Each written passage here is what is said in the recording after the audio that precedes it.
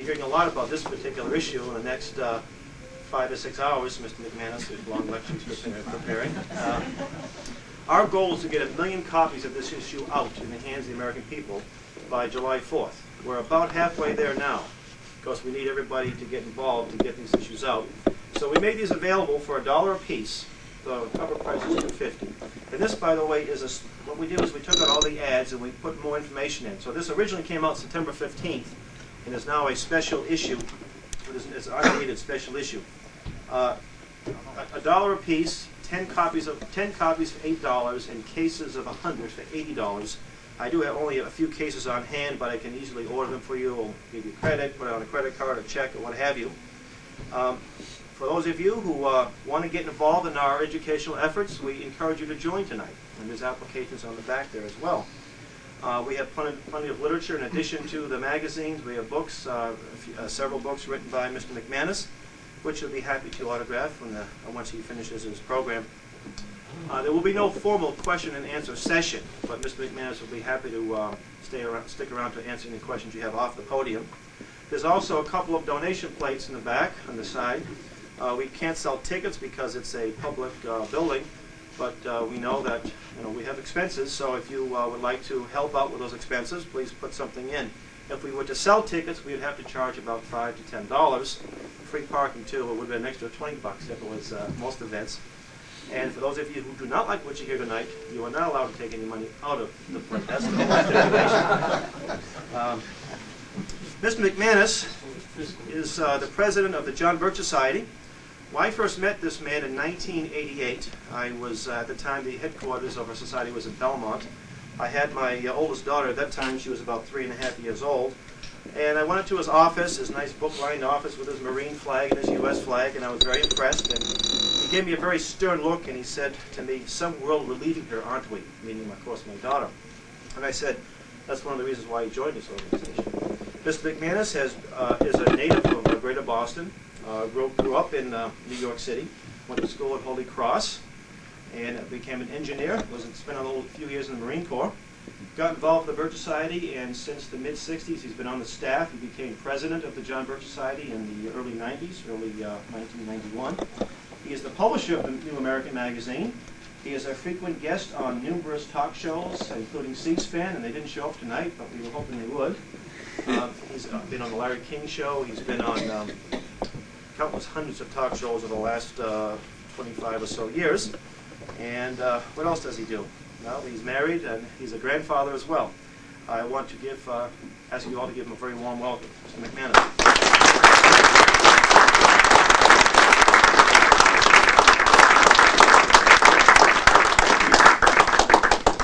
Thank you, ladies and gentlemen. Thank you, Hal. I got here a little late. I thought the program was at 7:30. In fact, I told some people to come at 7:30, so there'll be some more folks coming, and including my wife, who's going to really give it to me for this one.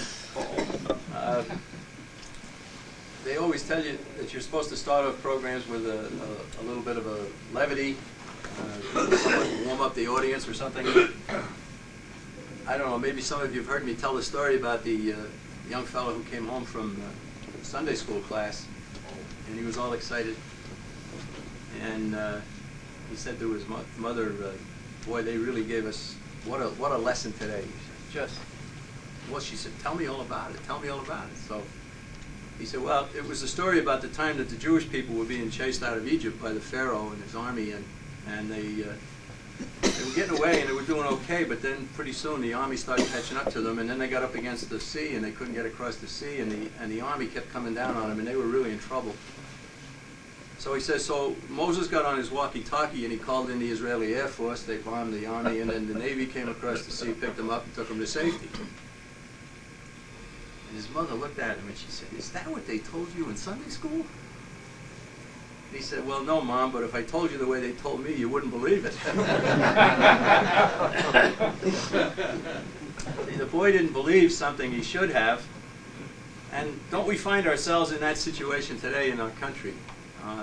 There are many, many things that we try to tell people, and they just look at us and say, "No, that just can't be," and they turn around and walk away. Happily, there are more people listening today than there have ever been, and the credibility of the John Birch Society continues to grow, as it certainly should have over many, many years. It's taken a lot of effort on the part of a lot of very good people to just stand their ground. And usually when somebody stands his ground and won't move, then pretty soon he starts to attract people. And I guess you could say that about the John Birch Society. It's something that we're very proud of. We don't bend with the wind. We're not like the politicians. We don't try to appeal to people based on what they want to hear. We want them to listen to what they need to hear. Now here tonight we're going to talk about conspiracy. And conspiracy is a word that gets people to roll their eyes and shrug their shoulders and just look as if, no, this just can't be. But what is a conspiracy? Let's define the term. A conspiracy is an endeavor engaged in secretly by two or more persons for the accomplishment of an evil goal. So there's three elements.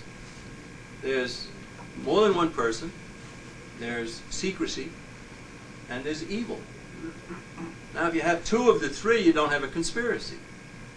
Some of you know about a famous book that was written back in the 60s by a man named Carroll Quigley, where he described a secret society whose goal was to rule the world. He never used the word conspiracy because he didn't believe it was evil.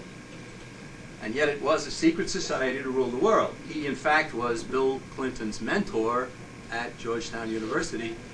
And we know that because that's what Bill Clinton told us. And that's one thing we believe of Bill Clinton. So we live at a time when the very word conspiracy sets people's eyes rolling and shrugging their shoulders. And yet conspiracies have existed all throughout history. Read Shakespeare, you'll read conspiracy. Go back to Holy Scripture, you'll find conspiracy.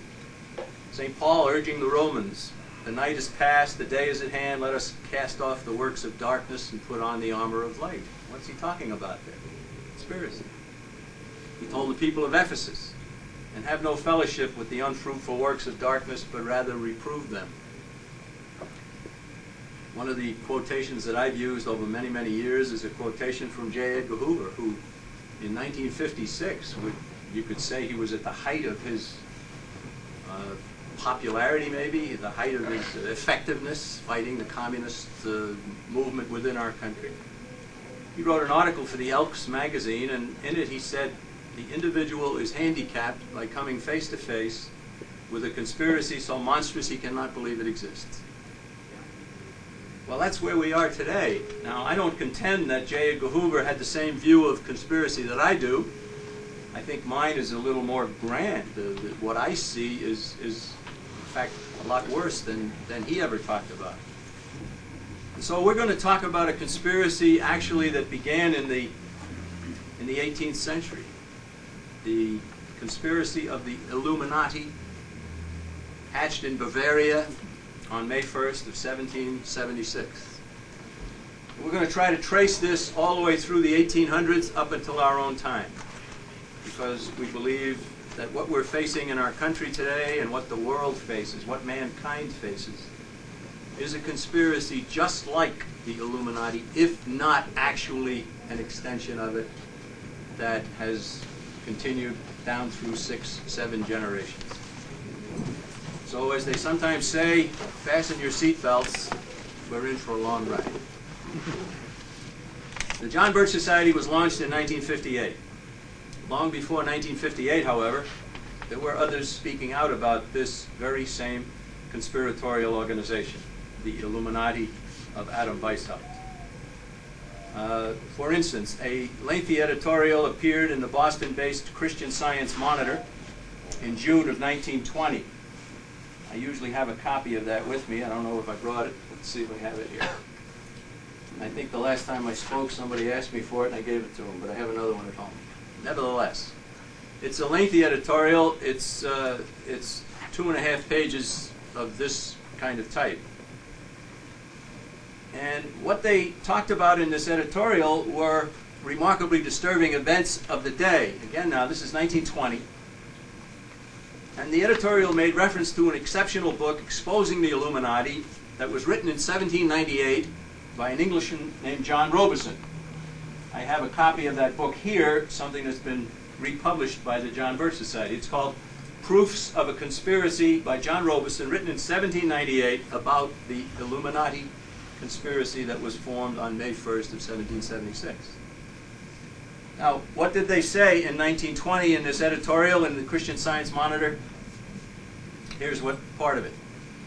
What is important to dwell upon is the increasing evidence of a secret conspiracy throughout the world for the destruction of organized government and the letting loose of evil. Anybody who will turn for a moment to the outpourings of Adam Weishaupt and his Illuminati may satisfy himself of that. John Robeson, who studied the gyrations of this order in France and Germany, has summed up its ideals as the obliteration of Christianity, the deification of sensuality, the proscription of property, the abjuration of all religion and morality, the repudiation of marriage, and as a necessary corollary, the state adoption of children, universal license, and the wrecking of civilization and giving over of society to general plunder.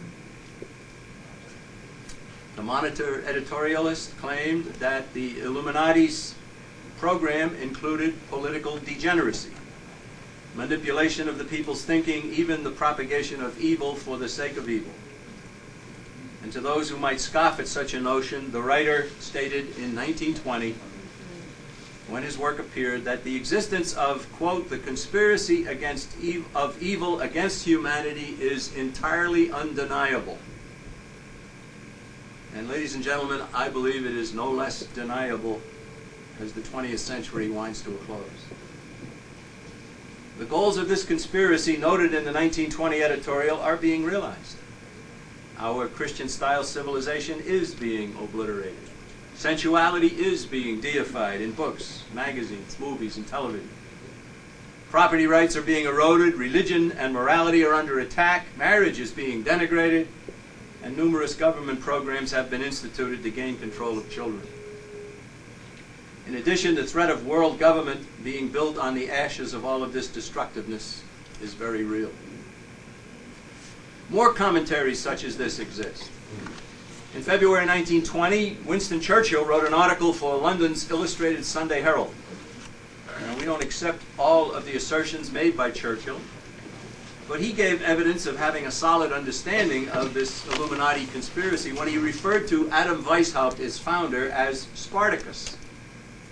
As John Robeson and others have pointed out, members of the inner core of the Illuminati chose code names for themselves. Weishaupt's choice was Spartacus, the name of the leader of a slave revolt that kept ancient Rome in terror for 3 years. But what did Churchill write in 1920? Here it is. He said, from the days of Spartacus Weishaupt to those of Karl Marx, down through Trotsky in Russia, Béla Kun in Hungary, Rosa Luxemburg, Germany, Emma Goldman in the United States, this worldwide conspiracy for the overthrow of civilization and for the reconstitution of society on the basis of arrested development has been steadily growing. It has been the mainspring of every subversive movement during the 19th century. That's very key. That was his attitude. It's my attitude. And now at last this band of extraordinary personalities from the underworld of the great cities of Europe and America have gripped the Russian people. He's talking, of course, about the fact that the communists, the Bolsheviks, had seized control of Russia. He called them extraordinary personalities from the underworld of the great cities of Europe and America. But weren't Lenin and Trotsky Russians? Yes. But were they financed by Europe and America? Yes, indeed they were. Note that Churchill linked the 18th century Illuminati to Karl Marx of the mid-19th century, and then to such 19th and 20th century personalities as Russia's Leon Trotsky, Hungary's Béla Kun, Poland and Germany's Rosa Luxemburg, and America's Emma Goldman. As indicated in 1920, the conspiracy involving all of these individuals has been steadily growing. Then in 1953, a California Senate Committee on Education also linked the Illuminati to the scourge of communism. Its conclusions, appearing in what was called the Dilworth Report, stated, so-called modern communism is apparently the same deadly and hypocritical world conspiracy to destroy civilization that was founded by the secret order of the Illuminati in Bavaria on May 1st, 1776, and that raised its hoary head in our colonies at critical periods before the adoption of our federal constitution. In other words, this is saying that this conspiracy had some effect in our own country very shortly after it was founded. Now, why are we dwelling on a history of a plot conceived more than 200 years ago? I've already indicated that, really. It's because something like it, or its actual descendant, threatens our nation, ourselves, and all of mankind today. Now, who was this Adam Weishaupt? A brilliant organizer. If he was anything, that's what he was. The 18th century in which he lived had already suffered from the ravages of numerous secret societies. In 1776, Weishaupt created the most formidable of all of them, calling it the Order of the Illuminati, the Enlightened Ones. It was built on a system of concentric circles of power, influence, and knowledge of the conspiracy's ultimate goal. And this is key. He set out to recruit utopian idealists and ambitious schemers into his sect. From these, he selected the most able and the most cunning and moved them into higher circles. He kept progressing. People kept progressing. The additional circles brought them into greater knowledge and power, knowledge of the order's ultimate long-range plans. His organizational genius enabled him to harness the energies of individuals at every level of his brilliantly conceived structure. The final aim of the Illuminati was to rule the world. In order to accomplish this enormous undertaking, Weishaupt aimed to destroy all existing institutions.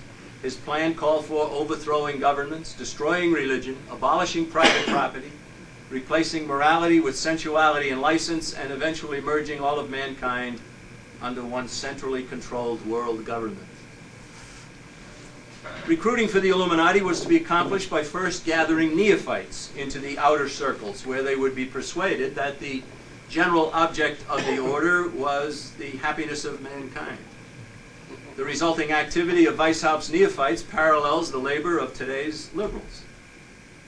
Both were energized to tear down the basis of a healthy society in the mistaken belief that their efforts would benefit their fellow man.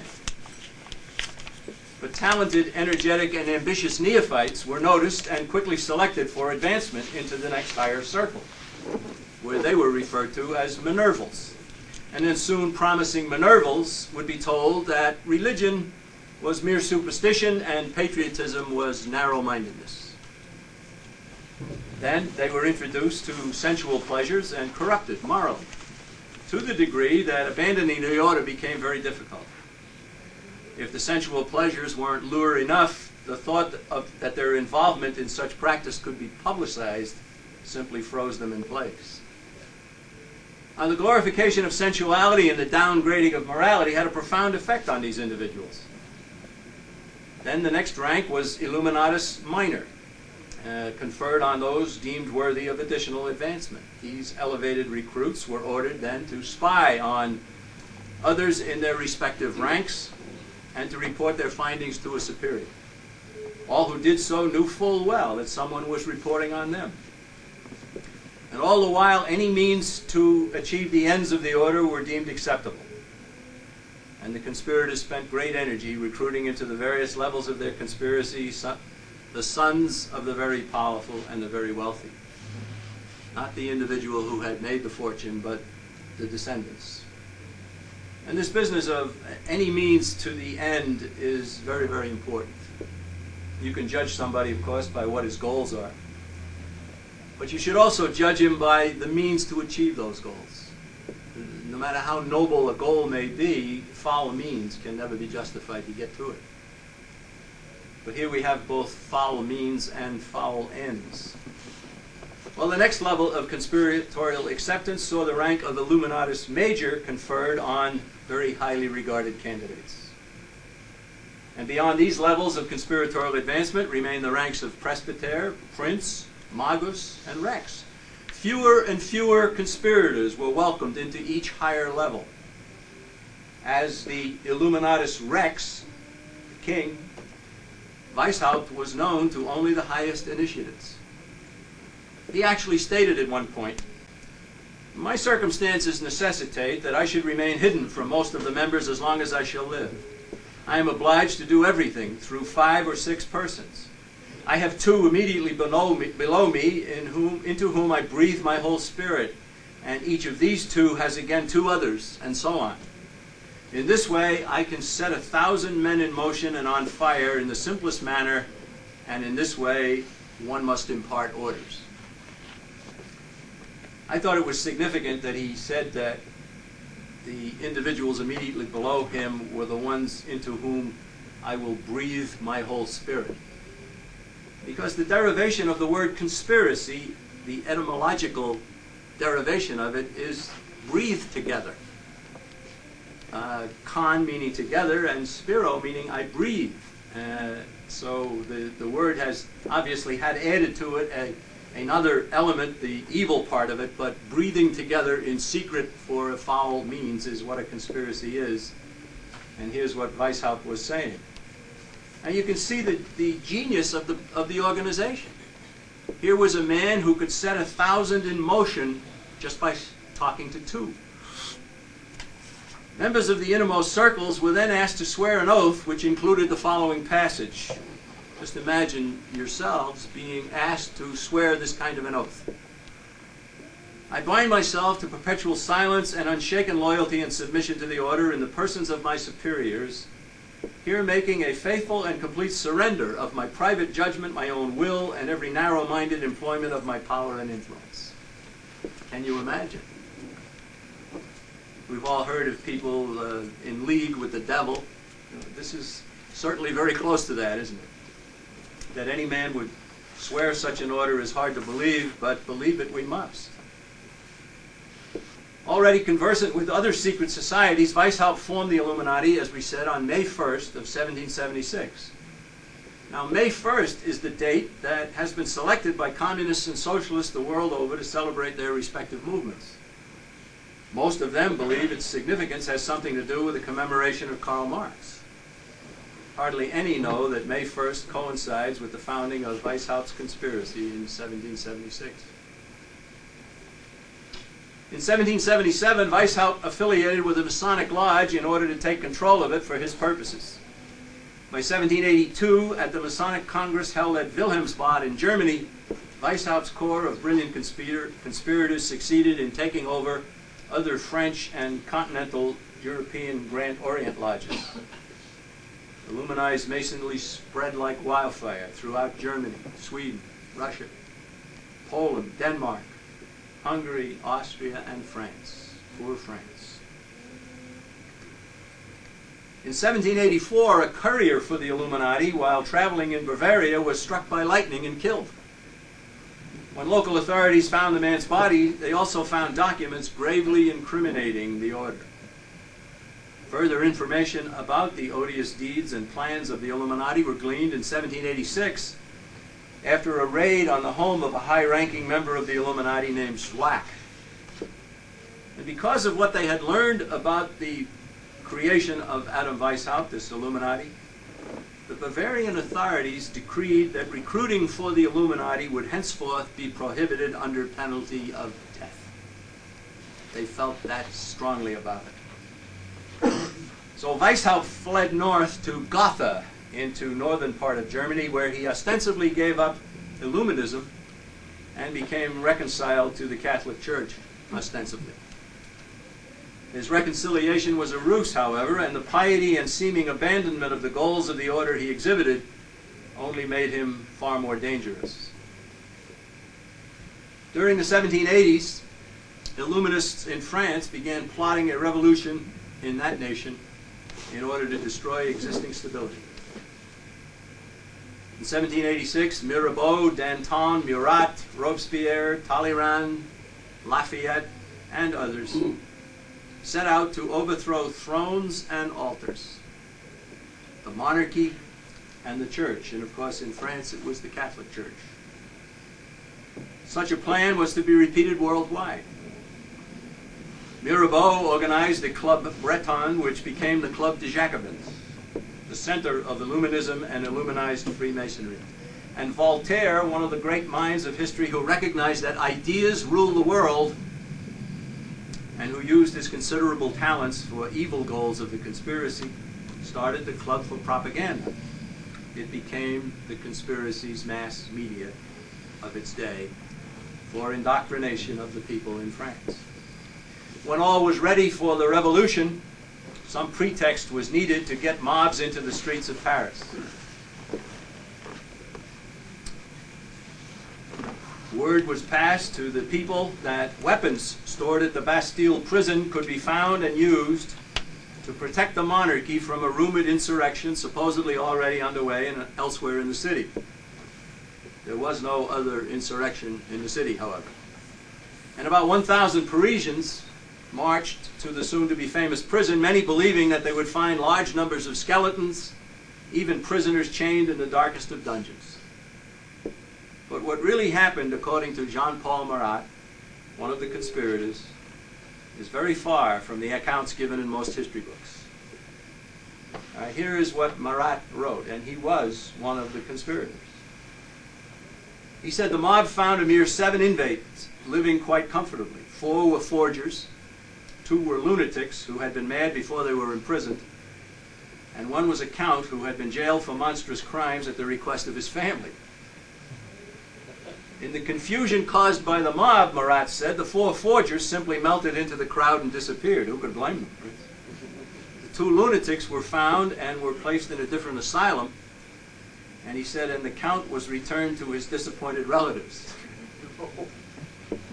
The mob found no captives in chains, no skeletons, no corpses, and none of the horrors it had been led to expect. But during the attack on the Bastille, the prison guards were butchered, along with some of the brave individuals who tried desperately to stop the rioting.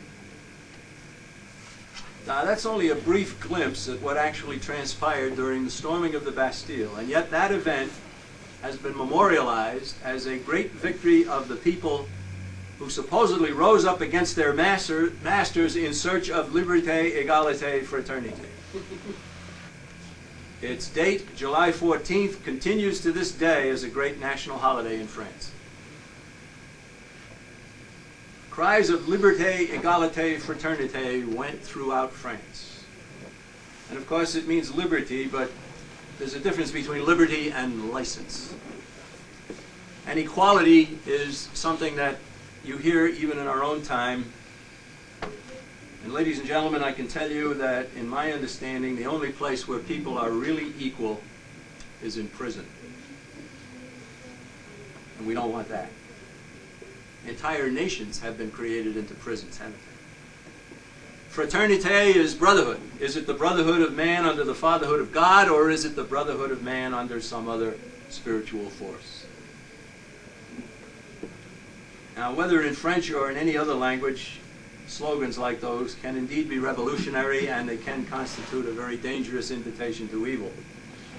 The siege of the Bastille inaugurated the monstrous French Revolution, which eventually claimed the lives of King Louis, his queen Marie Antoinette, and 300,000 peasants who were supposed to be the beneficiaries of the uprising. The revolutionaries displayed some of their ultimate intentions by seizing Notre Dame Cathedral and placing a prostitute on the high altar where she was worshipped as the goddess of reason. The blood stopped flowing in France only when Napoleon became the nation's dictator. It is sadly true, but perfectly accurate, to state that France has never recovered from the French Revolution, which began in 1789.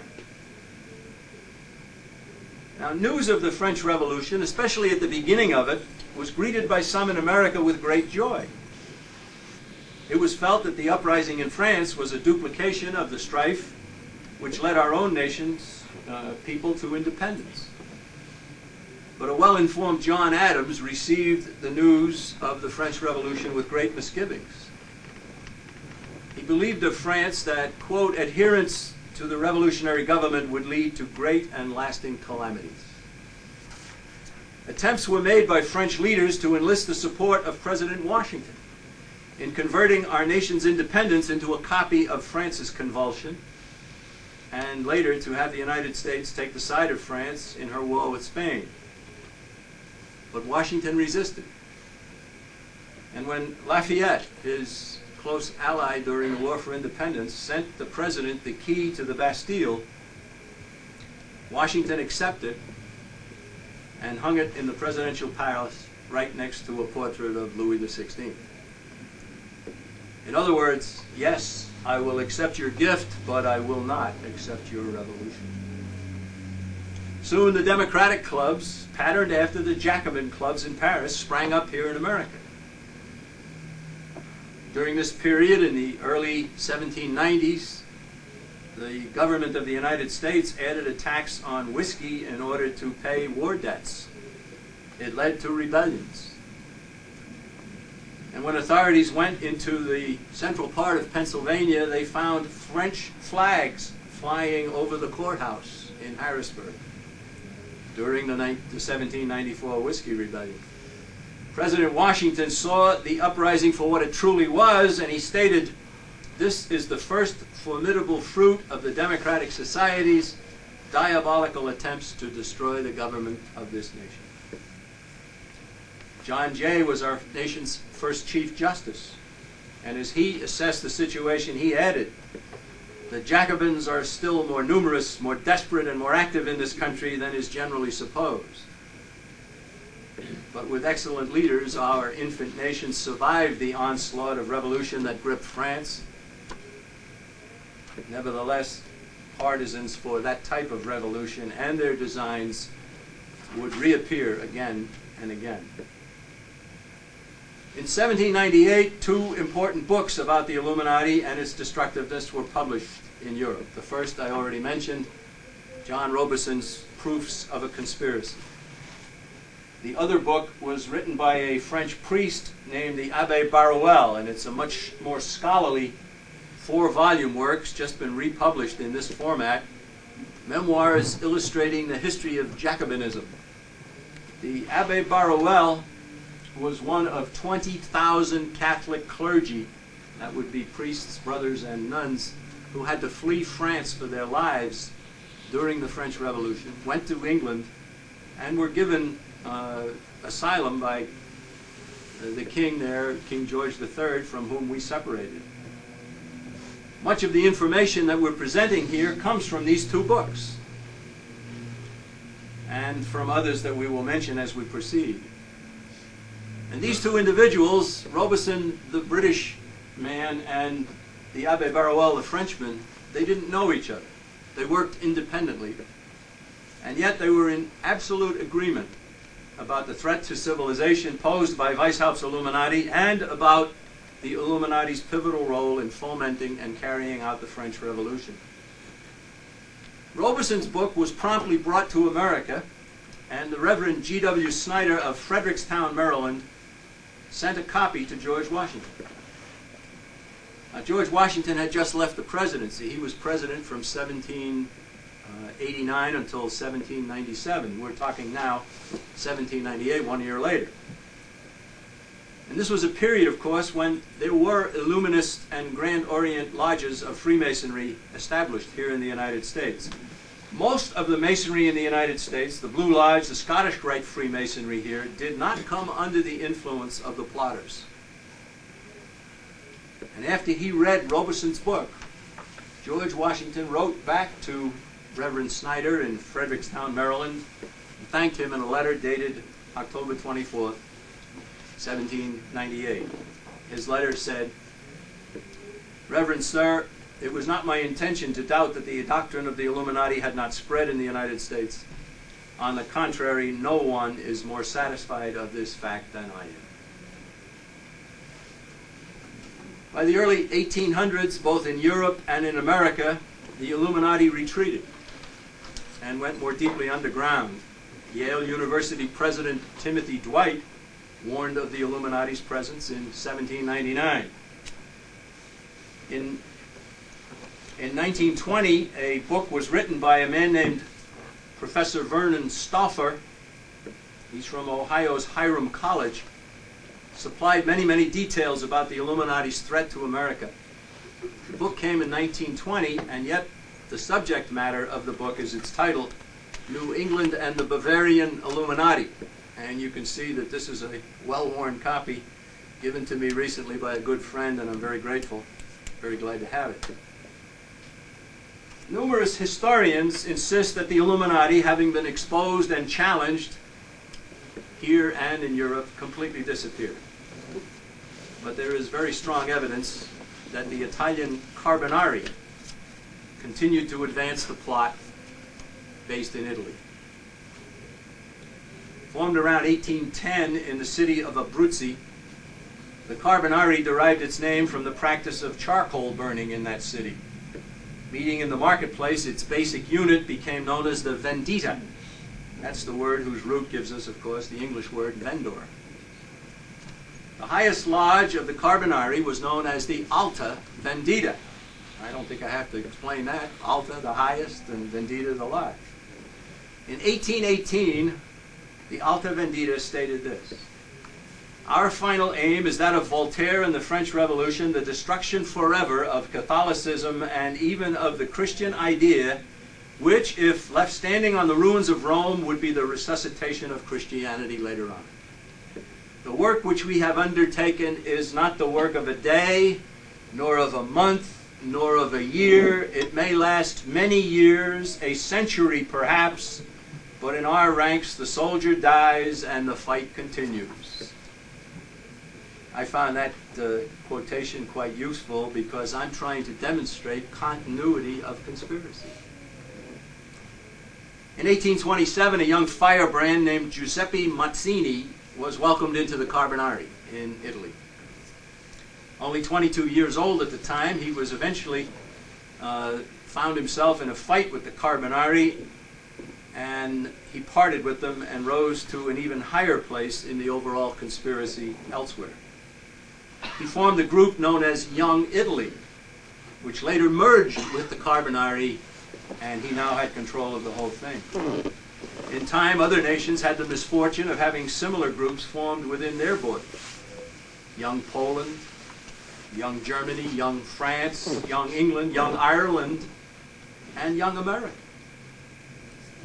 Mazzini eventually went to London, where he teamed up with Karl Marx, and then helped to foment a revolution in Italy in 1848, the year when revolution ravaged most of the nations of Europe.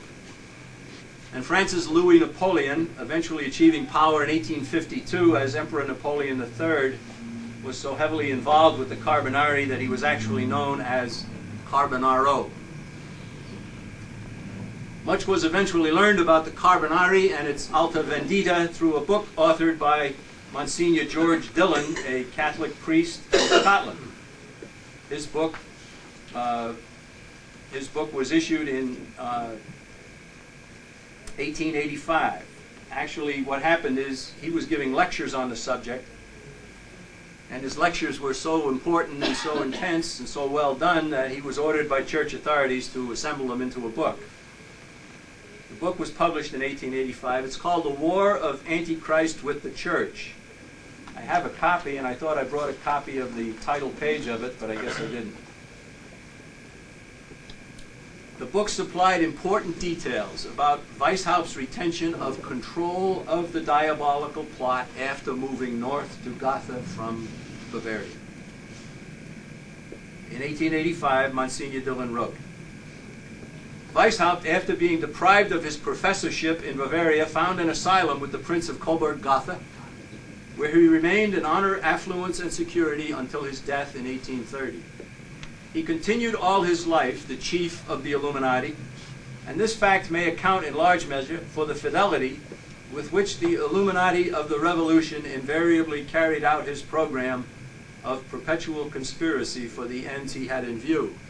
It may also account for the strange vitality of the spirit of the Illuminati in Italy, Switzerland, Germany, Spain, and of its continuance to our day."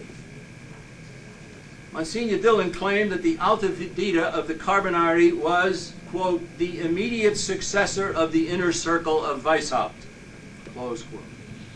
He further claimed that the first leader of this Italian creation was a corrupt nobleman who took the name Nubius and who died mysteriously in 1837. I believe he was poisoned by Mazzini. Perhaps the most dramatically relevant portion of this important book is its publication of the detailed plans of the Alta Vendita conspirators to send their people into the Catholic Church. By doing so, they expected to gain influence over the Catholic people and to neutralize the Church from within. The permanent instructions of the Alta Vendita to its members contained the following passage: "Let the clergy march under your banner in the belief always that they march under the banner of the apostolic keys. Lay your nets like Simon Barjona. Lay them in the depths of the sacristies, the seminaries, and the convents rather than in the depths of the sea." And a leader of the Carbonari, who used the name Piccolo Tiger, added his own instructions to those already given. He wrote, "The conspiracy against the Roman See should not confound itself with other projects. It is of absolute necessity to de-Catholicize the world. Let us not conspire except against Rome." We come now to another important element in the conspiracy's continuation, the creation and rise of communism attributed to Karl Marx and Friedrich Engels. Marx was born in 1818 to a middle-class German family. He went to the University of Bonn, where he distinguished himself by being expelled for drunkenness. He would have been right at home in many American universities, I think. Marx and Engels eventually affiliated with the German branch of the League of the Just, a nice-sounding name for a group that later changed its name to the Communist League. You get an idea of what that was all about immediately. Rooted in secrecy and subversion, the League of the Just, which had established branches in most European nations, set out to unite the continent's various socialist factions under a common manifesto. Its members sought to spread the plague of socialism and communism throughout Europe. Their goals coincide completely with those of the Illuminati, and it is believed by many that the League of the Just was simply another outgrowth of the Illuminati of 1776. The task of writing the unifying document for Europe's socialists fell to Marx and Engels. Unabashed plagiarists, they took the work of another socialist named Blanc and used it as the basis for their own creation, the Communist Manifesto. This is the John Birch Society's edition of the Communist Manifesto. It's complete. It also has a very valuable introduction written by a good friend of mine. The Communist Manifesto is noteworthy for many things, but one of the noteworthy features of it is that the first edition of it in German, this is a German front cover, did not even carry the names of Marx and Engels. Actually, the two were relatively minor players in a much larger and more sinister production. They may have thought that they were at the inner circle. They were far from it. What Marx and Engels gave the world in 1848 amounted to replacing God with reason and religion with the worship of nature. A close study of what Marx produced shows that in addition to being the father of communist-style socialism, he is also a progenitor of extreme environmentalism that makes Earth a god and attacks the very concept of private property. The text of the manifesto boldly states, "The theory of the communists can be summed up in a single sentence: abolition of private property." Now let's make the point here that every communist certainly looks to this, and so does every socialist.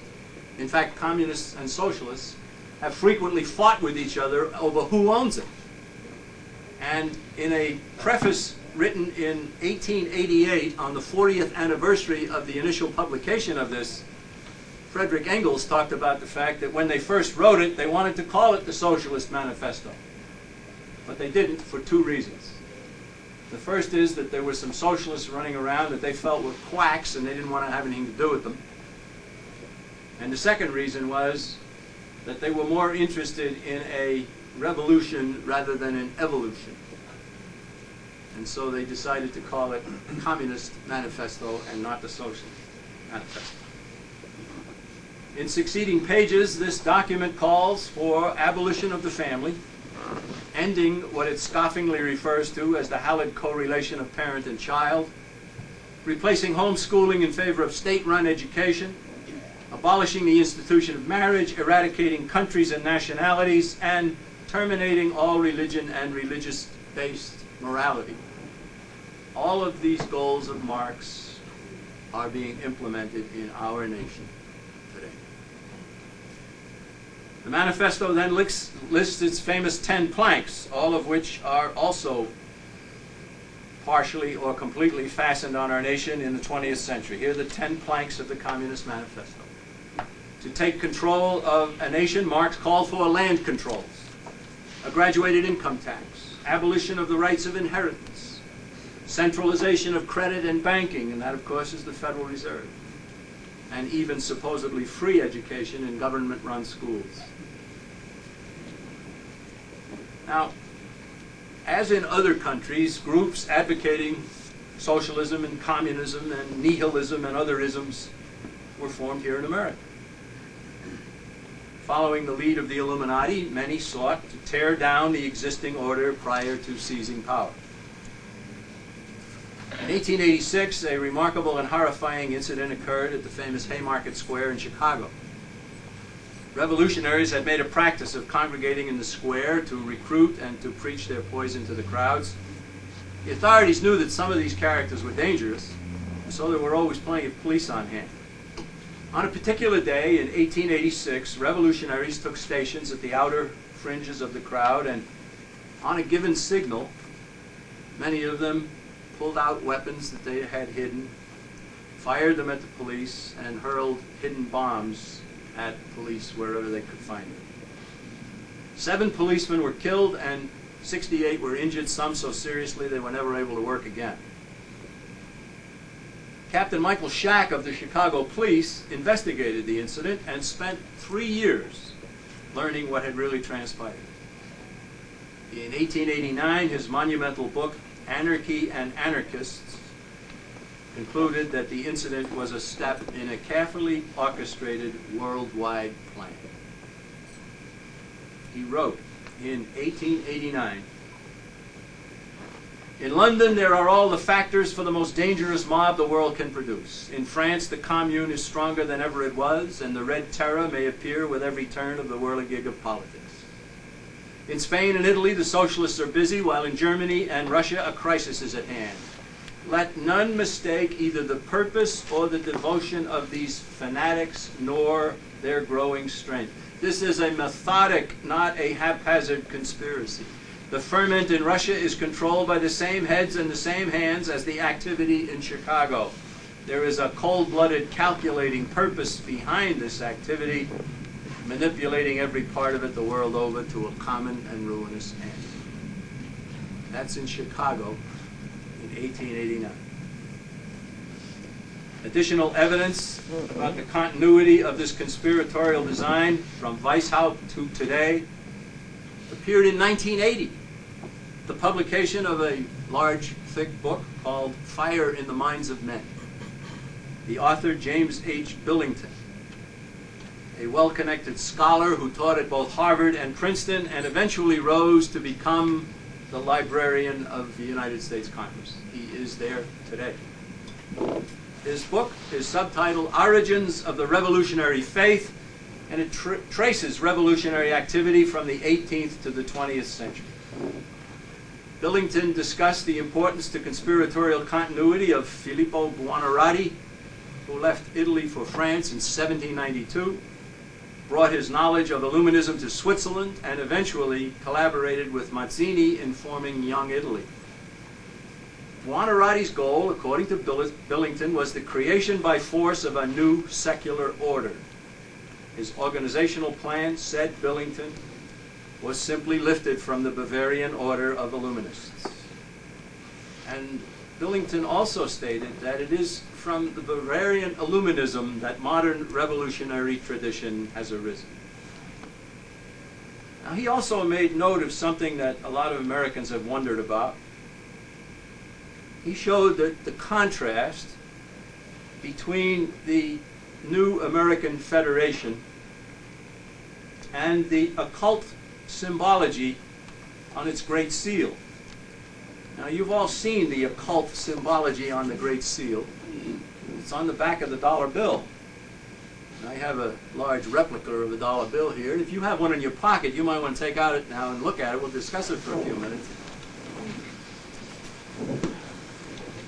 This is the Great Seal of the United States. The eagle, which is to the right on the dollar bill, is the front side of it. The back side of it is the pyramid with the eye, and the slogan at the bottom, Novus Ordo Seclorum. If you look closely, you see Roman numbers at the bottom of the pyramid, and they add up to 1776. And there would be people, of course, who would say that means July 4th, 1776. I'm not so sure of that. I think it's May 1st, 1776. Now, the slogan at the bottom there, Novus Ordo Seclorum, translates literally, New Order of the Ages. It translates freely, New World Order. I think you've heard that.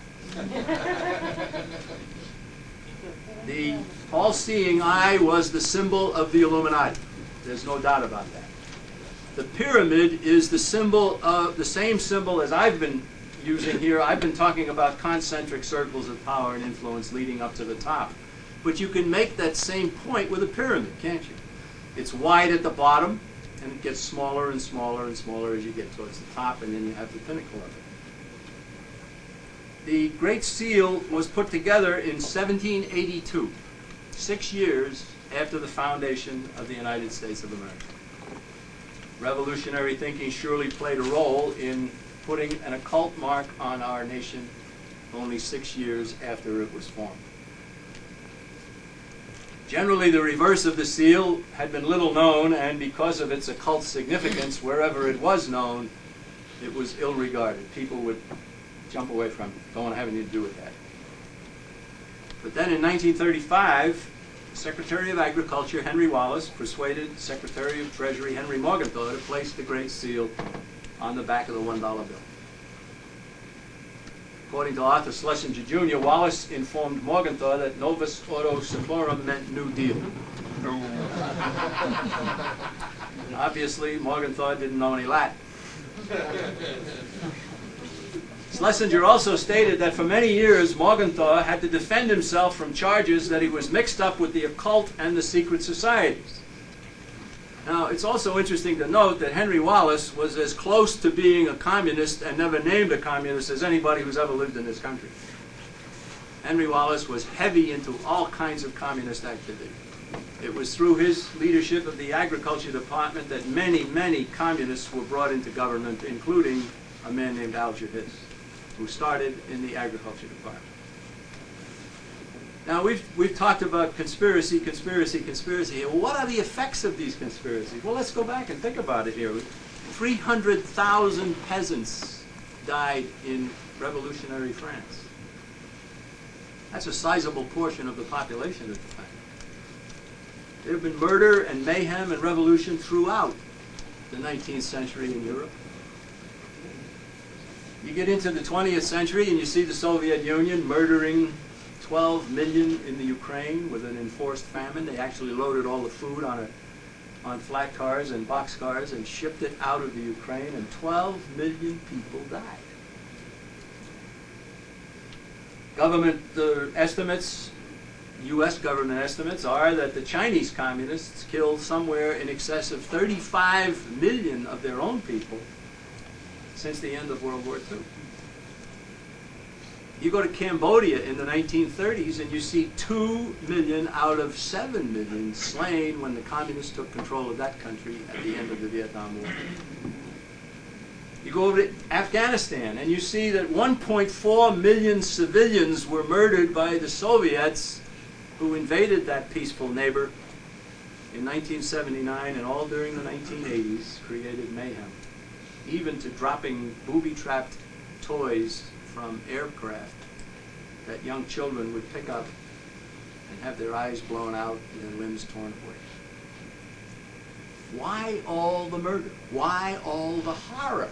Don't they want colonies of slaves?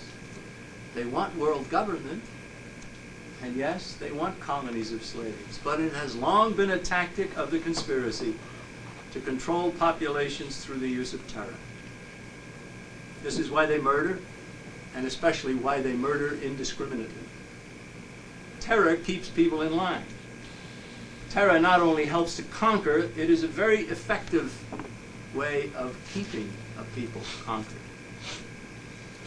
And I know many, many Americans who say it would never affect me, and yet if you ask them to go to a meeting of the John Birch Society, they say, well, who might be there? Who might see me? Who might... might somebody take down license plate numbers? We still live in a free country, my friends. Obviously, you all believe that. It's easy for Americans to conclude that nothing similar to what we've described here could happen in America, and especially here today. But the most recent perpetrators of these horrible crimes are still around, aren't they? And some of them, like Mikhail Gorbachev, are now treated as noble humanitarians. Yeah. Gorbachev led the Soviet Union during the rape of Afghanistan. Far from being repudiated, our own leaders have embraced arch criminals in Russia, in China, in the United States, and in various international forums where world government is praised. Right now, today, we have the Vice President of the United States fawning before the worst murderers in all history in Beijing. Crime unpunished is crime rewarded. The punishment should be at least the bare minimum of ostracism. And that our leaders would sit across tables and participate in banquets and conferences with individuals known to have the blood of millions on their hands is testimony to their own willingness to submit to a conspiracy's dictates. More than 200 years ago, Adam Weishaupt gathered the worst evildoers of his day into his conspiratorial web. But he also recognized the need to influence the masses, to confuse them, and to disarm them. Reverend Clarence Kelly pointed out in his 1974 book called Conspiracy Against God and Man, pointed out that the Illuminati's goal included the following. We must win the common people in every corner. This will be obtained chiefly by means of the schools. We must acquire the direction of education, of church management, of the professorial chair, and of the pulpit. And though not their only targets, the schools and the churches were to be the prime targets of the conspiracy. Both still are. In the conspiracy's view, secrecy has always been essential. In Proofs of a Conspiracy, John Robeson quoted many of the instructions given to the rising Illuminati members. One of those instructions said this: "The great strength of our order lies in its concealment. Let it never appear in any place in its own name, but always covered by another name and another occupation." In 1968, a man wrote a piece about this conspiracy, and he made, I think, a rather brilliant short statement at the beginning of it. He said, "The first job of a conspiracy is to convince the world that conspiracy does not exist." And today, great energy is spent to disparage the very notion of conspiracy and to hold up for ridicule anyone who dares to suggest that deliberate plotting is at the root of our nation's problems. And yet the evidence to bring one to conclude that a conspiracy does exist is available. He who has ears to hear, let him hear. I always remember James Fallerstall's famous remark. He didn't use the word conspiracy, but he certainly implied it. He said, if they were all mistakes, they would have made a few in our favor. Consistency is not a characteristic of haphazardness and stupidity.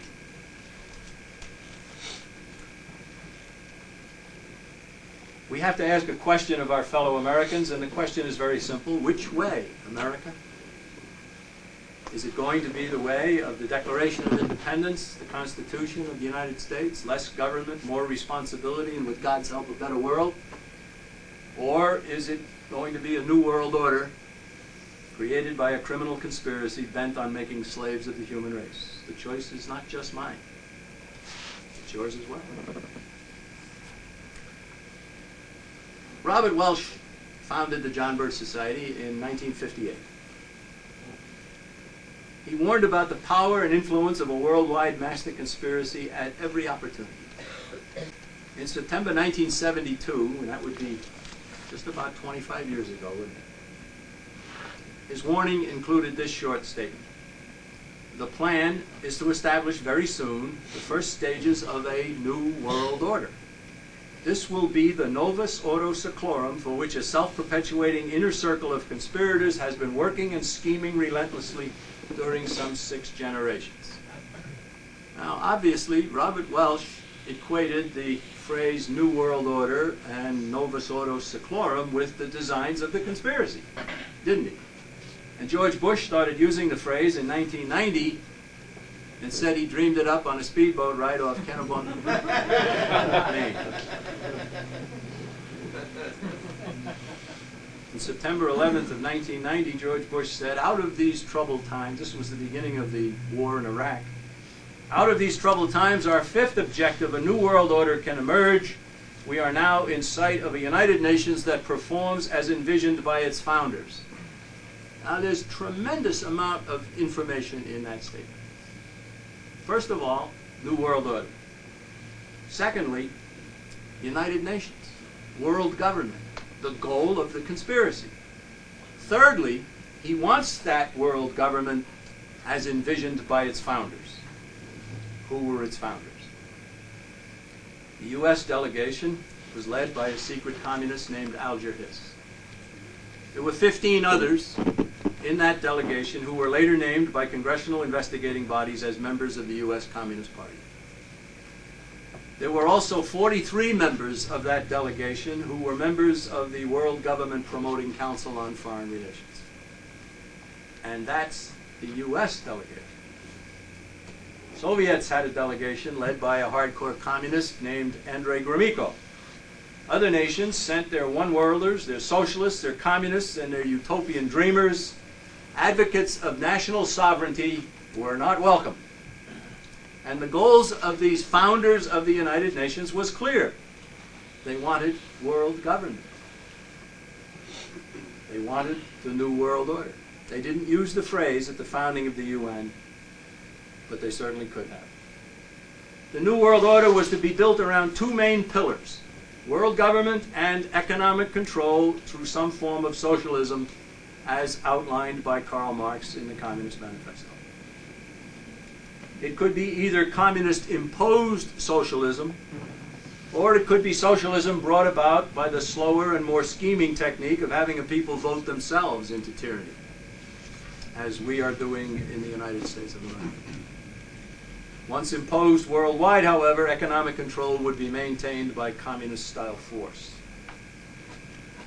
The conspiracy also fomented wars because they knew that war always leads to 2 main goals, and those goals are more government and moral decline. In 1953 and 54, a congressman from Tennessee named Carroll Reese led a special House committee formed to investigate the large tax-exempt foundations that had been financing subversion within our nation. He hired a man named Norman Dodd to be the committee's top researcher, and Dodd sent a committee staffer named Catherine Casey to examine the records of the Carnegie Endowment for International Peace. The results of the Reese Committee's investigations are recounted in several books that we distribute. Miss Casey was a lawyer. She spent several days in New York at the Carnegie Endowment, and she returned to Washington in a somewhat dazed condition. She reported that the Carnegie minutes for 1911 told of its trustees raising a question. The question is there any means known to man more effective than war, assuming you wish to alter the life of an entire people? At the end of a year of discussing this, according to the minutes, the trustees concluded that there was no more effective way to accomplish that goal other than war. So then they raised another question. How do we involve the United States in a war? When this discussion was being held by the Carnegie trustees, the United States had completely severed all but diplomatic ties to Europe. Our country had become a totally independent and rapidly growing nation of religiously based people who wanted most of all to be left alone to work out their own destiny. Unbeknownst to them, powerful individuals were busily plotting to alter their entire life by pushing the nation into a war that would indeed produce moral decline, more government, and the beginning of a drive towards world government. Our nation did go to war in 1917, and out of World War I came the first attempt at world government, the League of Nations.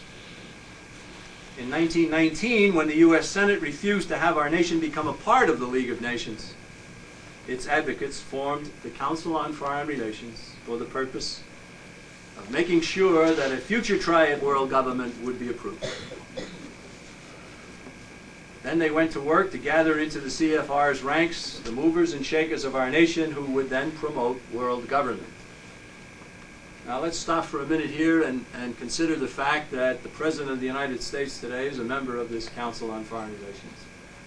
And so are 6 of the last 7 presidents. Just about every cabinet official in the Clinton administration is a member of the Council on Foreign Relations. The leaders of the U.S. Congress, Gingrich, the Republican leader in the House, Gephardt, the Democrat leader in the House, are members of the Council on Foreign Relations. So are quite a few other congressmen. And a whole bunch of senators, including Senator Kerry here from Massachusetts, 2 senators from Maine, 2 senators from Rhode Island, Senator Moynihan from New York, and some others. You will also find in the Council on Foreign Relations 3 of the 9 justices of the Supreme Court. Now, the executive branch is dominated by these people. The legislative branch is fairly well dominated by these people, and the judicial branch at the Supreme Court level is certainly partially dominated by these people. James Madison is the father of the Constitution, the 4th president of our nation, a man to whom we owe a great deal. And he at one point said, the accumulation of all powers, legislative, executive, and judicial, in any single one place is the very definition of tyranny. We're very close to it. We're very close to it. Reese Committee staffer Catherine Casey also reported finding in the Carnegie Minutes that the trustees exulted over the entry of our nation into World War I. She discovered that the trustees even sent a telegram to President Wilson cautioning him to see that the war did not end too soon. In keeping with the Illuminati's modus operandi, no scruple, not even the deaths of many, many thousands in a world war, was to interfere with the designs of the conspiracy. Throughout its history, the conspiracy has worked to foment wars, and U.S. involvement in that war resulted in part from anger over Germany's sinking of the British vessel, the Lusitania, which was loaded with munitions. The people aboard it were not aware of that. The German government had tried to warn people not to travel on the Lusitania because it was an armed auxiliary cruiser of the British Navy, and they knew it. And one torpedo hit the ship, and it hit the area where the munitions were, and the Lusitania sank not because of the torpedo, but because of an internal explosion. All of that has been detailed in a book written by a British author named Colin Simpson. World War II for our nation began when the Japanese attacked Pearl Harbor. And yet the evidence that President Roosevelt and his top advisors knew that the Japanese plans included attacking Hawaii are overwhelming. The top leaders of our government refused even to alert our own forces. World government advocates, still angry over our nation's refusal to join the League of Nations, wanted another, even more horrible war in order to generate support for another triad world government, the United Nations. And where the Carnegie trustees in 1918 had urged President Wilson not to end the war too soon, President Roosevelt extended World War II by refusing to accept a Japanese peace proposal in January of 1945. World War II ended in Europe in May of 45. It ended in the Pacific against Japan in August of 45. 7 months prior to the war ending against Japan, a detailed 40-page peace offer was given to General Douglas MacArthur and sent immediately on to President Roosevelt. President Roosevelt ignored it, said MacArthur is one of our best generals but one of our worst politicians, and went off to Yalta and sold out Eastern Europe and China. The peace proposal forwarded by MacArthur in January of 1945 contained all of the conditions that Japan was later able to surrender under 7 months later. Here's an article from the front page of the Chicago Tribune. August 19th, 1945. It was published simultaneously in the Washington Times Herald the very same day. Written by a famous American journalist of his day named Walter Troway. The headline says, "Bear peace bid U.S. rebuffed 7 months ago." And it goes and details the fact that all of the conditions that the Japanese were later permitted to surrender under were contained in the peace offer in January of 1945. Now, if the Japanese had been able to surrender in January of 1945, there would have been no Iwo Jima, where 28,000 Americans died, or either died or were wounded, and 21,000 Japanese. There would have been no Okinawa, where the casualties were even higher. There would have been no firebombing of Japanese cities by American warplanes, which cost the lives of hundreds of thousands. And there would have been no atomic bombs dropped on Japan.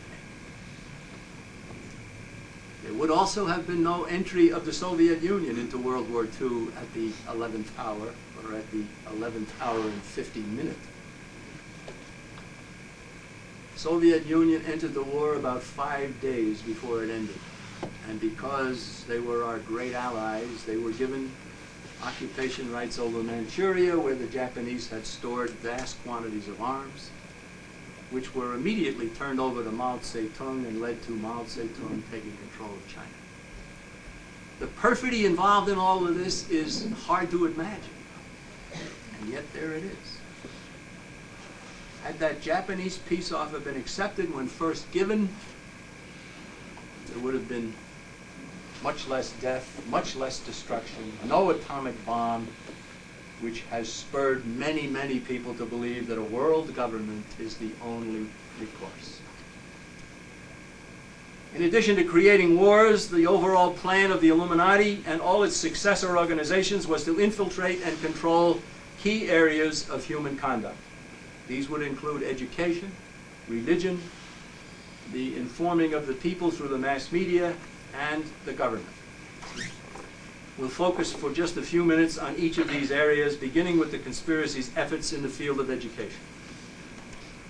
When Catherine Casey of the Reese Committee pored over the minutes of the Carnegie trustees, she read of their plans to take control of American education to assure that the nation did not revert to the kind of life it had been enjoying prior to World War I. The Carnegie trustees approached counterparts at other foundations and received their agreement to spend some of their enormous resources to steer the nation's educational system down a globalist and socialist path. Counterparts at the Rockefeller Foundation agreed to work for control of that portion of American education dealing with domestic subjects. The Carnegie trustees then approached prominent historians seeking their willingness to alter the teaching of American history. When they met with some refusals by historians, they secured the help of the Guggenheim Foundation to grant scholarships to selected candidates for advanced degrees in history who would carry out their designs. And hardly any Americans had any appreciation at all of what was going on here. The overall purpose of this activity was to alter the self-reliance and the independent spirit of the people of this nation so that their resistance to a world government could be broken.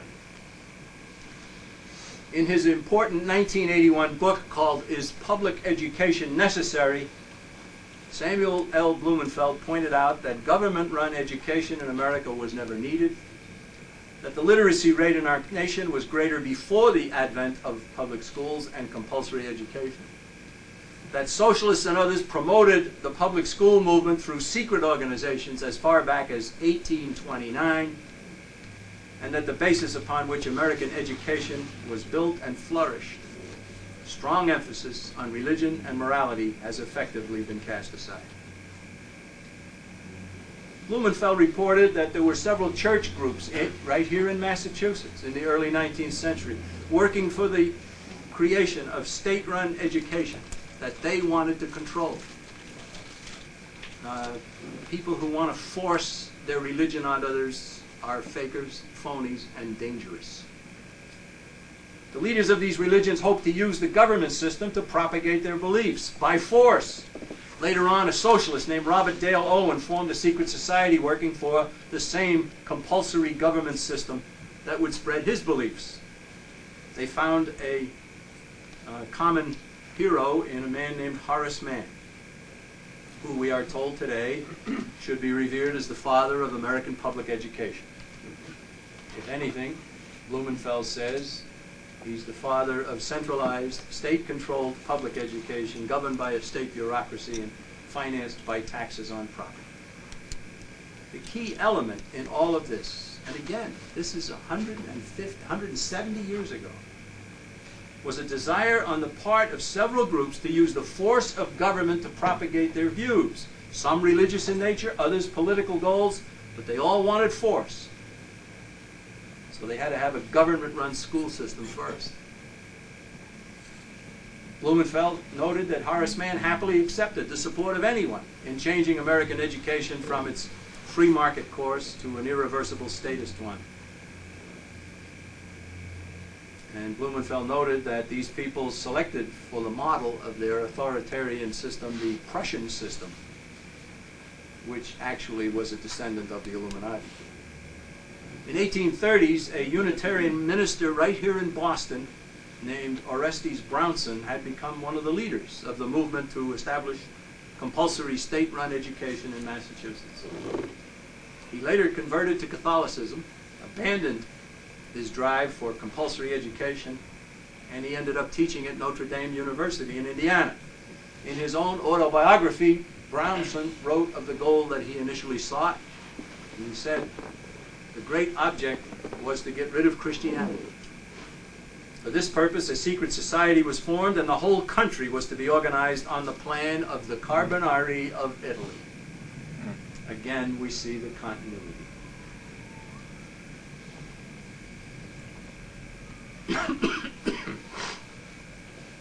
When his book was written, 1981, Blumenfeld summarized the American educational scene. While it certainly is true that there are some good teachers in some public schools who are able to help some students in spite of the system, Blumenfeld wrote, today most of the young adults who emerge from the process read poorly, write miserably, have stunted vocabularies, cannot do arithmetic well, know little geography and less history, and know virtually nothing about the economic system in which they live. In many schools, they fall under strong peer pressure, are introduced to drugs and sexual promiscuity, while their teachers preach the moral relativism of secular humanism as a substitute for the outmoded moral codes of religion. This same man, Blumenfeld, also wrote a book about the National Education Association. He said of it that it is uncompromisingly atheistic. It has advocated amoral sex education, abortion on demand, gun control, environmental extremism, nuclear disarmament, acceptance of the homosexual lifestyle, and socialized medicine. That's what it's for. What is it against? It's against encouraging students to restrict sexual intercourse to heterosexual marriage, wants no one to be permitted to homeschool his children unless properly licensed and forced to follow a state-approved curriculum, and it objects to testing teachers for drugs, alcohol, or AIDS. In 30 states, public school teachers are required to become members of the state affiliate of the National Education Association, Massachusetts being one of them, effectively amounting to membership in the NEA itself. No American should be required to belong to any union in order to work, and no one should be forced by law to pay for an educational system, good or bad. If the American people were given a choice to continue to put the tremendous amounts of money that they're putting into the public school system, the government school system today, how many of them do you think would continue to do it? And if they weren't required to put their money there, what would they do with the money? Wouldn't there be a proliferation of private schools and academies? And every time I say that, there's somebody who says, well, what about the poor people who couldn't afford it? Ladies and gentlemen, our history in this nation is one of great charity. Especially churches would be very anxious to have young people attend their church schools. Scholarships would be all over the place. I always think of a man right here in the western part of Massachusetts who came from a very poor family, and yet he was very bright, and he was very eager to go to school, and the people in the community arranged to send him off to an academy and then send him off to the university. And he came out a communist. His name was W.E.B. Du Bois. Let's shift to religion. In 1937, there was a religious publication called Religion in Life, and it carried articles by a soon-to-be famous American who was an official of the Federal Council of Churches. I'm not going to tell you the man's name until after I tell you what he wrote. All right? So you try to guess. In 1937, this man wrote, "A theoretical solution lies in the abolition of the entire concept of national sovereignty and the unification of the world into a single nation." Does that sound like what we're talking about here? He also said, fascism changing almost overnight the characteristics of entire peoples. Oh, excuse me. The spectacle of communism and fascism changing almost overnight the characteristics of entire people. Millions of individuals have been made into different and, on the whole, finer people by communism and fascism. Who is this man who called for the abolition of national sovereignty? Who praised communism and fascism? His name is John Foster Dulles, founder of the Council on Foreign Relations, a member of several of the commissions organized by the Federal Council of Churches, a member of the U.S. delegation to the San Francisco Conference where the United Nations was created, and our nation's Secretary of State during the Eisenhower administration. A prominent churchman and an even more prominent diplomat, Dulles spent his entire life seeking to undo the United States of America. The Federal Council of Churches, with which he was so heavily affiliated, was preaching the smell of totalitarianism so loudly and so widely that it could no longer be denied. And so, in 1950, the Federal Council of Churches leaders met at a meeting in Cleveland, Ohio, and they simply changed the name of the organization to the National Council of Churches. And they said in their own publication that all of the work of the Federal Council will continue under the new auspices. The National Council of Churches hasn't changed.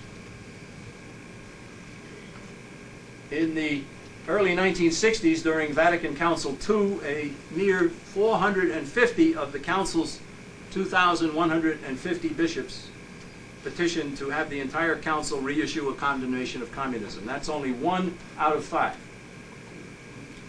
This small number, despite the clear record of the preceding 20 years when communist-led governments had killed, tortured, and jailed thousands of Catholic priests in Europe and China, as well as killing far more ordinary civilian people. And the killing and the jailing was still going on. This is 1962. Even worse, it was later learned that other church leaders had secretly arranged to cancel the church's once hardline attitude toward communism. Opponents of communism within the church didn't know that some of their own officials had worked out a deal with the Kremlin in 1962.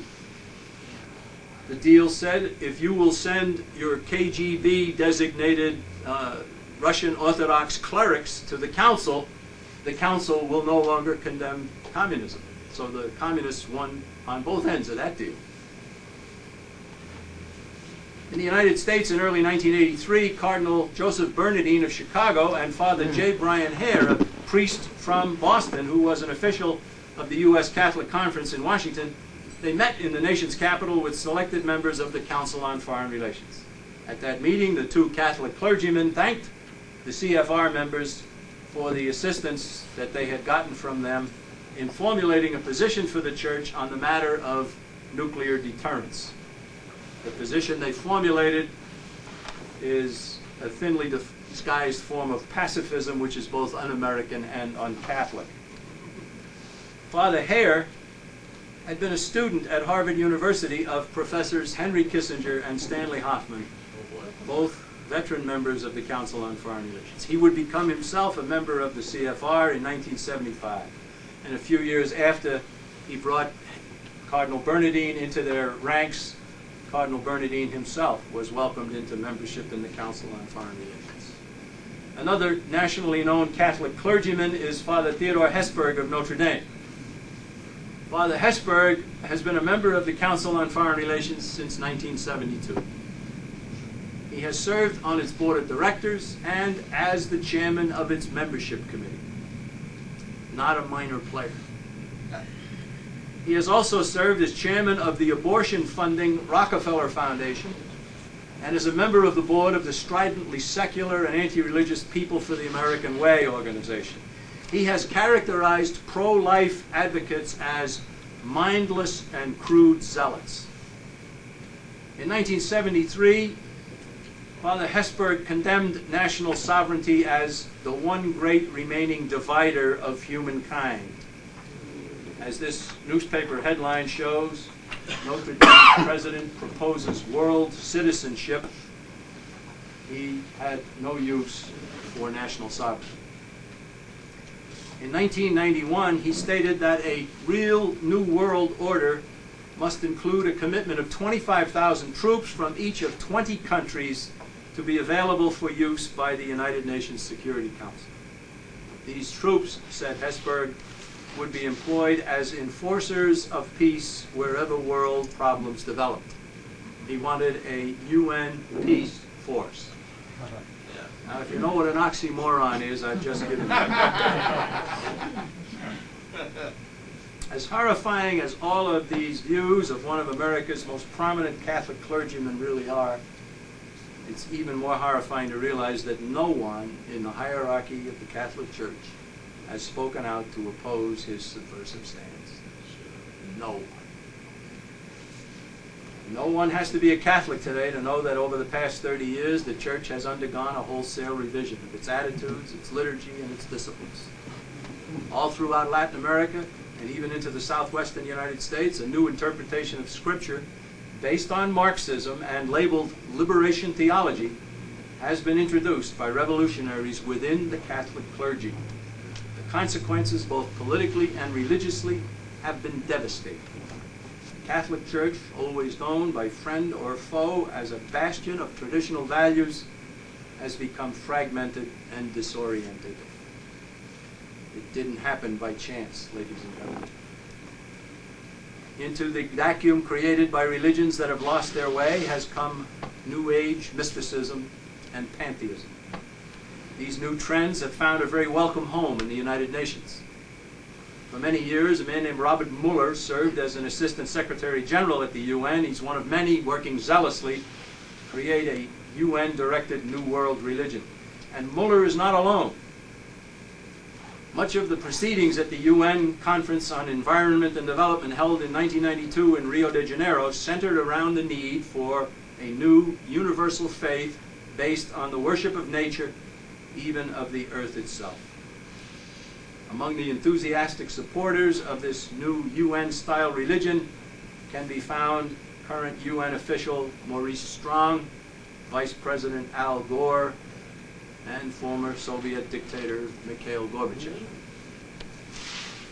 In 1995, plans for the formal establishment of a new organization called United Religions were laid at a meeting in San Francisco. The gathering was held in 1995 in San Francisco in conjunction with the 50th anniversary of the founding of the United Nations in that city. Representatives of virtually all religions were present, along with some of the world's political and spiritual luminaries. Britain's Princess Margaret was there. South Africa's Archbishop Desmond Tutu, doesn't he get around? Lech Walesa of Poland was there. UN Secretary General at the time, Boutros Ghali, was there. Plans were announced at that gathering to create a charter for the new United Religions Organization by June of 1997. It's to be patterned after the UN. It's going to have a General Assembly, a Security Council, and a Secretary General. It's going to have everything that the UN has, including no God. Headquarters for the group are to be established by the year 2000 at the Presidio, a former U.S. military installation in San Francisco. Prime mover in this interfaith religiosity is a bishop named William Swing of the Episcopal Diocese of California. His partners in the effort include the Gorbachev Foundation, which is also located at the Presidio in San Francisco, and then another New York-based organization called the World Conference on Religion and Peace. Weishaupt sought to gain control of the schools and the churches to influence the common people. His goal has not been fully realized, but progress toward it has indeed been frightening. If he were alive today, he would seek control of the mass media in order to spread the conspiracy's influence. And though he himself is long in his grave, his conspiratorial descendants have certainly not overlooked the mass media. You cannot discuss the mass media and its impact on the American people today without discussing the Council on Foreign Relations. Most Americans know little or nothing about that organization, but this special issue of our New American Magazine contains numerous charts. You can see them here. And it lists the CFR members, only 3,300 of them, and where they are placed, where they have gained influence. And one of the key areas of their influence is in the media. And there's a page and a half, or almost 2 full pages, of prominent media personalities who are members of the Council on Foreign Relations. They sit atop ABC, CBS, CNN, NBC, and PBS. They can be found in leadership positions at the New York Times, Washington Post, Los Angeles Times, Wall Street Journal, Time, Newsweek, U.S. News and World Report, National Review, Fortune, Forbes, and others. And ladies and gentlemen, that covers many of the bases, doesn't it? In addition, there are syndicated columnists from the CFR whose work appears in other newspapers. Now, there's no doubt that communism has always been an arm of the conspiracy we've been describing. When anyone in America tried to sound an alarm about communist penetration of government, however, it was he who became controversial. Such was the tactic of the Illuminati, whose response to anyone who might expose its members or its goals was, again according to Professor Robeson, to decry him. The treatment accorded Senator Joseph McCarthy supplies great evidence of the conspiracy's ability to decry its adversaries. Now you might say to yourself, you're taking on a big one here in trying to defend Joseph McCarthy. Well, let's do so. Contrary to widespread belief, McCarthy never harmed the good name of any innocent person. The truth about the Wisconsin senator is that he publicly named less than 200 individuals as security risks. All of those he named were indeed connected to communism. His efforts, however, produced no deaths, no injuries, no tortures, no arrests without warrant, no imprisonment without trial, no deportations, no denials of due process. The crisis for Joe McCarthy came when he shifted his investigation from the Communist Party to the high officials of government who were working to protect party members and who were working to impede his legitimate work as a United States Senator. If you go back to what I said at the beginning here, we have a conspiracy of concentric circles of power and influence. One of the far from the core rings is the Communist Party. Above that are people who protect the Communist Party, finance the Communist Party, dignify it, see to it that nobody interrupts what it's doing. When McCarthy shifted his focus from the Communist Party ring to the next ring, he had to be destroyed. In 1954, McCarthy learned that a high-level meeting to formulate plans to deal with McCarthy had been held in the office of Attorney General Herbert Brownell. Attendees at the meeting included top presidential advisor Sherman Adams, Ambassador to the UN Henry Cabot Lodge, Army Secretary John Adams, and, according to the New York Times, top White House defense and justice officials. McCarthy had subpoena powers. He sought to find out details of the meeting. He said, "Come on down here and tell us all about it under oath." But his orders and his requests, his efforts were blocked by an order from President Eisenhower forbidding the executive branch employees to supply information about the Get McCarthy meeting. This is the front page of the New York Times the day after Eisenhower's order. There are two main headlines. The first is about the Brown versus Board of Education decision. The second one that I've highlighted says, "McCarthy hearing off a week as Eisenhower bars report." And this is Tuesday, May 18, 1954. It says over here, "Senator is irate. President orders aides not to disclose details of top-level meeting." From that day forward, all congressional investigations of the executive branch were stymied. The Eisenhower order gave rise to the stonewalling practice known as executive privilege. The order effectively destroyed one of the carefully crafted checks and balances provided in the Constitution of the United States. We've all heard that phrase, haven't we? Checks and balances. The legislative branch is supposed to check the executive. The judicial branch is supposed to check the both of them. Round-robin checking to make sure nobody exceeded the powers given to each of the branches in the Constitution. And ladies and gentlemen, forget it. It doesn't exist. All power is gravitating to the executive branch. That Congress allowed the order of Eisenhower to stand in 1954 and continues to allow it today is evidence of the conspiracy's power. The senators who disapproved of McCarthy's campaign against communists infiltrating our government then went after McCarthy. Now keep in mind that McCarthy wasn't saying you couldn't be a communist. He was saying if you were a communist, you had no right to work in a sensitive position in the government of the United States. And that makes a lot of sense.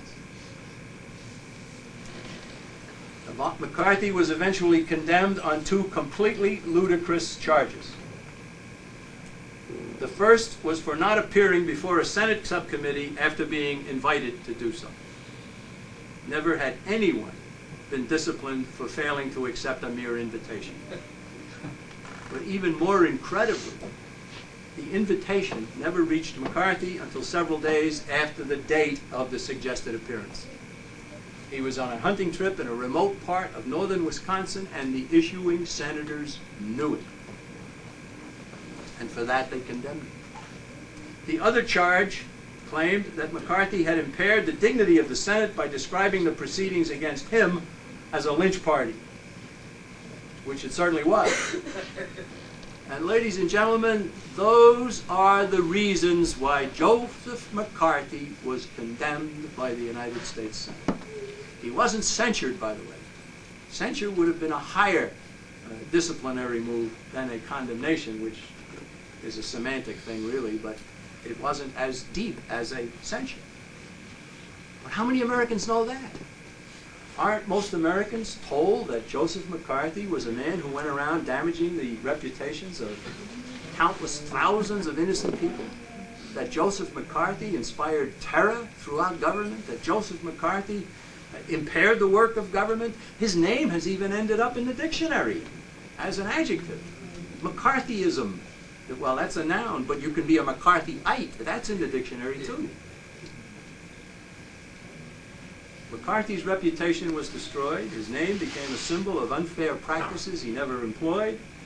Investigations bearing on subversives within government were halted, and most of the communists and communist sympathizers whom he sought to remove or who fled either never left or were welcomed back into government service. The real reason why McCarthy had to be stopped was that he was getting too close to revealing the secret power above communism. In all, 67 senators voted to condemn McCarthy on those two trumped-up charges, and only 22 stood by him in 1954. And those totals provide striking testimony of the power of the communist movement in America and of the conspiracy guiding it and protecting it. It's worth taking a minute here to discuss the role in this entire thing by a young senator from Massachusetts at the time named John Kennedy. John Kennedy was only in the Senate for 2 years at this point. John Kennedy suffered from back problem. He said it was because of war injuries, probably was. He was not in the Senate during the day of the vote. And so he did not register for or against McCarthy. And he was put into a difficult position, and it was fortunate for him that he was in the hospital. Because Joseph McCarthy had been very, very close to the Kennedy family. He frequented the Hyannisport compound, played touch football on the lawn, dated the sisters of John Kennedy, and is even godfather to one of Bobby Kennedy's children. He was that close to the family. Now, John Kennedy made a move for Vice President of the United States in 1956, and I'm dating myself here now to remind you of this. He lost out to Estes Kefauver, who ran with Adlai Stevenson and was defeated for the second time by Eisenhower in 56. But after that, the Kennedy boys and some of their friends decided they weren't going to try to be vice president next time. They were going to go for the whole ball of wax. And so they started John Kennedy going around the country speaking at Democratic affairs and endearing himself to Democratic politicians. The grande dame of the Democratic Party during this period was Eleanor Roosevelt. Eleanor Roosevelt had amassed a total of 100 Communist Front organizations that she herself had joined. Cited Communist Front organizations, cited by official agencies of the U.S. government. Had a Democratic Party, probably around late 57, I believe it was. John Kennedy was the featured speaker, and Eleanor Roosevelt was chosen to introduce him. And before she did, she looked down the dais at him and she said, "Jack, you know, there's a question I've always wanted to ask you. I know that you weren't in the Senate the day that McCarthy vote was held. Now, if you were in the hospital, and I'm aware of that. If you had been in the Senate on that day, you would have voted against McCarthy, wouldn't you?" And he said yes. And he was permitted to be the nominee of the Democrat Party, and he was permitted to be the President of the United States. It was a very key test he had to pass.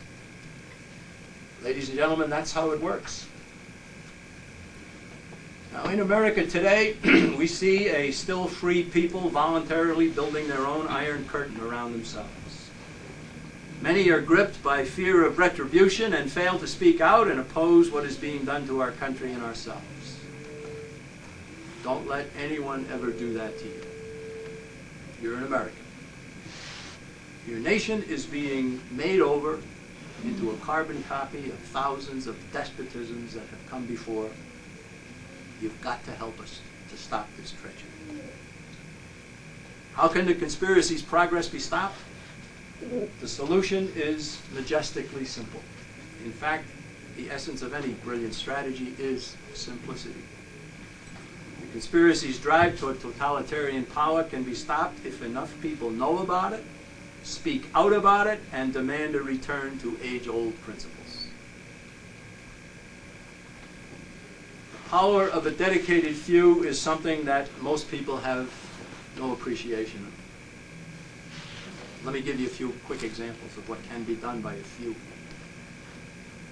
25 years ago, a group of criminals who happened to be American Indians cooked up a plan to take control of a section of land within our borders, out in the Dakotas, declare themselves an independent nation, import arms from communist governments with whom they were already in contact, get recognition from communist nations, maybe even United Nations, and wage war on the United States from within. These subversives had already intimidated large numbers of fellow Indians and had been financed by the U.S. government. Virtually overnight, they boasted that they spoke for all of the American Indian population.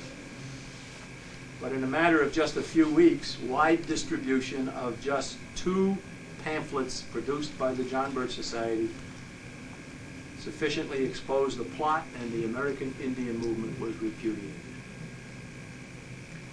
A few years later, the Equal Rights Amendment was sailing toward complete ratification when the John Birch Society recognized it for what it truly was.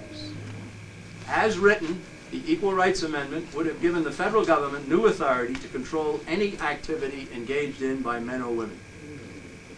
That's everything. Our people went to work and persuaded state legislators to reject the ratification, and that threat of dramatically enlarged federal power passed. More recently, plans to subject the Constitution of our nation to wholesale change through a constitutional convention or a conference of the states were thwarted when our people distributed the truth about the intent to do that, and state legislators have said no. Small groups of people can succeed if they're organized. Nobody knew that better than Weishaupt, the Illuminati. Why not organization for good? Not a conspiracy. A wide open activity. Wake the town. Tell the people.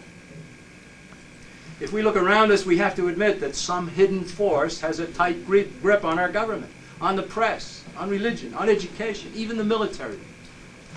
How many of you know that the U.S. government has just leased bases at the former Long Beach Naval Station in California to a group called COSCO, C-O-S-C-O, China Overseas Shipping Company, an agency of the Communist Chinese government.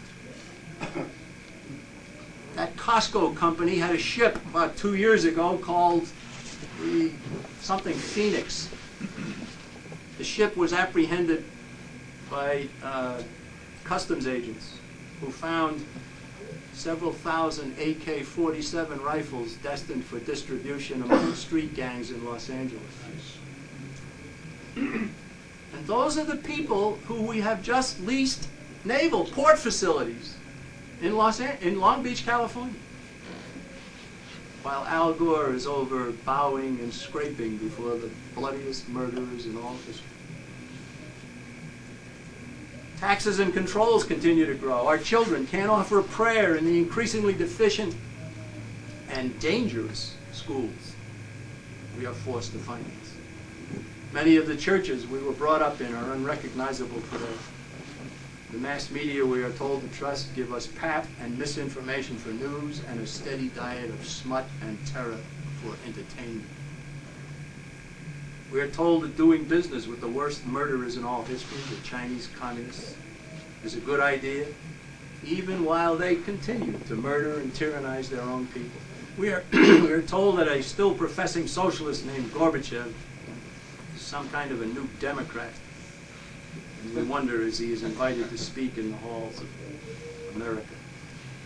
We are told that our armed forces must police the world for the United Nations. We remember that those who warned about tolerating abortion also warned that allowing it would lead to the killing of the old and the infirm. Will the politically incorrect be next? We cannot allow all of this continue, because if we do, we shall soon live in tyranny. Few Americans today know the name of Dr. Joseph Warren. He was a Boston physician. He lived within walking distance of this building. He was a leading patriot at the beginning of our nation's struggle for independence. On March 6th of 1775, he spoke at the 5th anniversary of the Boston Massacre. And that, of course, is when British troops had fired into a crowd of civilians and killed several of them. Joseph Warren knew that a British guard was on its way to arrest him. He spoke over the heads and the fixed bayonets of British redcoats who were standing right in front of him to the crowd behind him. He proceeded to implore his fellow Americans to resist tyranny and to fight for freedom. And some of what he said in 1775 needs to be heard today. He said, "Our country is in danger, but not to be despaired of. Our enemies are powerful and numerous, but we have many friends determining to be free, and heaven and earth shall aid the resolution." He said, "On you depend the fortunes of America. You are to decide the important question on which rests the happiness and liberty of millions yet unborn. Act worthy of yourselves. The faltering tongue of hoary age calls upon you to support your country. The lisping infant raises its suppliant hands, imploring defense against the monster slavery. Your fathers look down from the celestial seats with smiling approbation on their sons who boldly stand forth in the cause of virtue. But they sternly frown upon the human miscreant who, to secure the loaves and fishes to himself, would breed a serpent to destroy his children. Dr. Joseph Warren fell mortally wounded at the Battle of Bunker Hill in 1775, right up the street. He didn't live long enough to see his countrymen succeed in the war for independence from Great Britain. We owe something to Dr. Joseph Warren and to all who helped to create this wonderful nation, this greatest experiment in human liberty in all history. Also, as he said, we owe something to the lisping infants who are counting on us to leave to them the country that we inherited with absolutely no effort at all on our part. Our country, the free and independent United States of America. I know you won't stand idly by and let a foul conspiracy destroy it. Therefore, I invite you to redouble your efforts if you are a member of the John Birch Society, and if you are not, to come join us in our proud companionship and in our epic undertaking. And I thank you very much.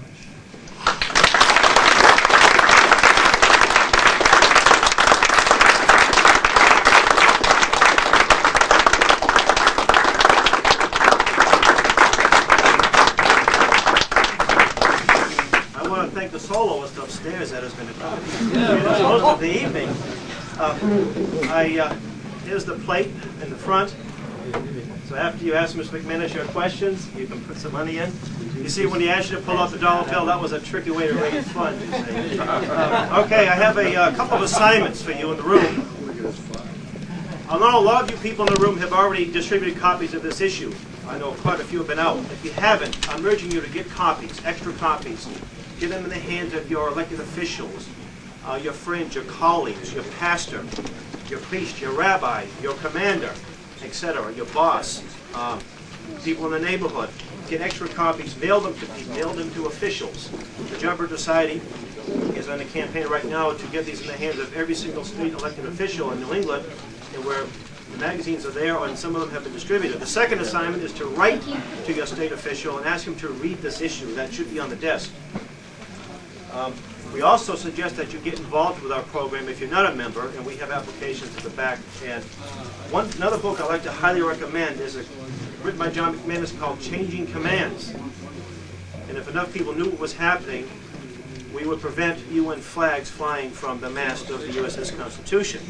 Because, no, it's not. That's what, oh no, but that's what's in store. This particular issue, they're $1 a piece. 10 for $8, in cases of 100 for 80. I've got 3 cases and a bad back upstairs, so please, I don't want to take any home with me. I can order some for you, have them drop shipped. So again, I want to thank you very much. I want to thank our speaker and all of you who attended. God bless you. Good night.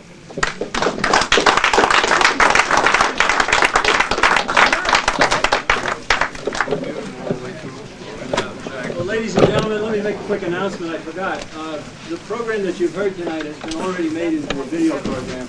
It's actually longer than what I gave you. I shortened it, and I know you're very grateful for that.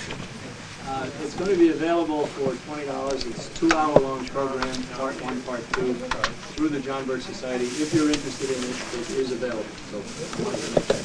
And my thanks to you.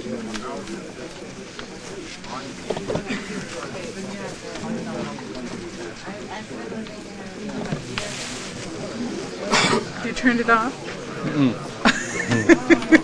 You're on there. Come on, give us a word.